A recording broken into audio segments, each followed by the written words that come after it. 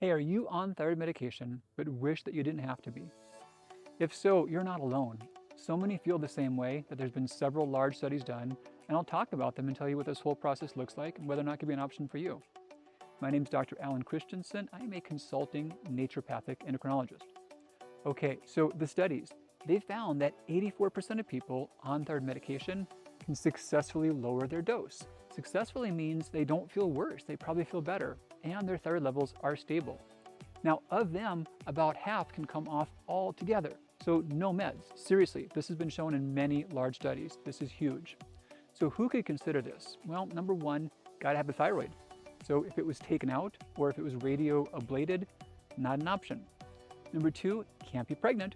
During that time, there can be so many fluctuations that are not safe for you or baby, you can't go undergo radical changes. If you wanted to consider deprescribing, how do you get ready for that? First thing is, you've got to be on a reasonable amount of iodine. Too much makes it not possible. And in fact, the studies that I mentioned, many of them had people avoid the extra iodine. You can learn more about how to do this in the Thyroid Reset Diet book that I wrote. Number two, you need adequate micronutrients for your thyroid to work well and to be healthy. I made a full line of these at thyroid-specific formulations. These are ones that are foundational micronutrients, those to help Hashimoto's, those to help hypothyroidism. Be on the right ones for at least 1 to 3 months before starting the process of deprescribing. So once you're set, you can then work with your prescriber to undergo the process of deprescribing. What are the logistics of this? Well, think about 2 months for the taper, 3 months total for possible symptoms, and 6 months for blood levels to stabilize. You can't check during the taper, you're going to get goofy stuff.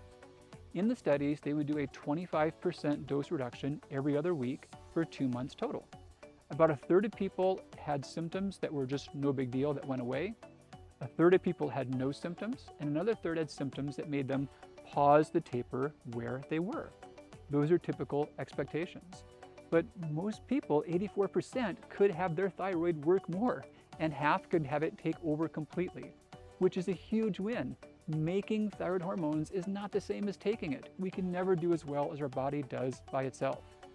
So that's it. The process is called deprescribing, and many people can come off and many can come off completely and do so better, feel just as good or better than when they're on medication and not depend upon medication and not have the risks of medication. Take a look at my link in bio for more ideas on details on coming off medication and more ways I could help if you'd like help along the way.